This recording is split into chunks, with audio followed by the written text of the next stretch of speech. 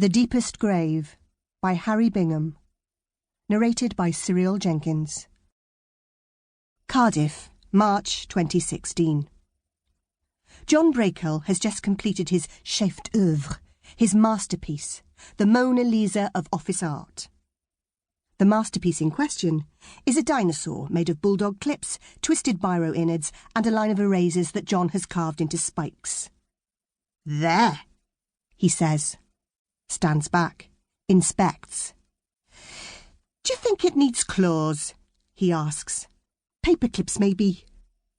He starts to break paperclips into spikes, tries to figure out the claw conundrum. Foolish boy, complacent child. As John, head down, attention buried, works with his paperclips, I get out the great crossbow of doom, as John himself christened it. The great crossbow involves no fewer than 6 rubber bands, the really thick, strong sort, and it uses for its shaft and crosspiece an entire box full of pencils taped together. The thing is a bit bendier than it ought to be, but it can still fire the little metal edge piece stolen from the office whiteboard, more than 30 feet across the room, and John's desk stands a lot closer than that. He fixes his paperclip spikes into a bulldog clip and gently attaches them to his only slightly tottering dinosaur. There's a moment of serious wobble where it looks like the whole thing might collapse, but John adjusts a grip somewhere and the edifice stabilises. "There," he says, genuinely proud. And fair dues, that pride is justified. This hasn't been the first dinosaur he's constructed, but it's easily the biggest and certainly the best. It's taken him all morning to get this far. But I am a hunter, and my heart has no mercy. I load the great crossbow of doom and pull it back till the pencils groan against the walls of their sticky tape prison. John half turns to me, wanting, I think, to harvest the praise that is his due. Turns enough that he sees what happens next. The crossbow, straining to its uttermost, a quick release. The whiteboard edge piece flying through the air and striking John's tyrannosaur in its unprotected belly. An explosion of metal stationery and spiked erasers. The edge piece falling to the floor, its deadly mission complete. "Fee!" says John. "Fuck's sake!" "It's the great crossbow of doom," I explain. "It's doomy." "Fuck's sake!"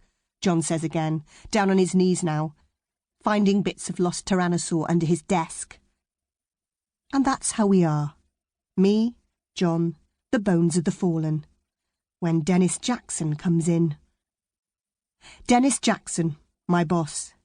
The detective chief inspector who presides over our happy breed, this little world. A world that is theoretically devoted to the investigation and prosecution of major crime. Except that the good citizens of Cardiff are too tame, too meek, too unimaginatively law-abiding to generate much crime worthy of the major dignity. "What the bloody hell is going on?" I twang my crossbow. "Maintaining order, sir. My duty and my pleasure." Jackson bites his thumb. He has the look of a man meditating some tedious comment about how the construction and demolition of dinosaurs is not what John and I are paid to do. He doesn't say that, though even thinking it is tedious. Instead, he fingers the wad of paper on my desk. On the topmost sheet, there's a figure scrawled in blue biro, big fat digits thickened out by a lot of cross-hatching and multiple outlines. The figure is 453. On the sheet beneath, there's a similar figure, but in black biro. That says 452. And so on, all the way back to one that reads 19th December 2014.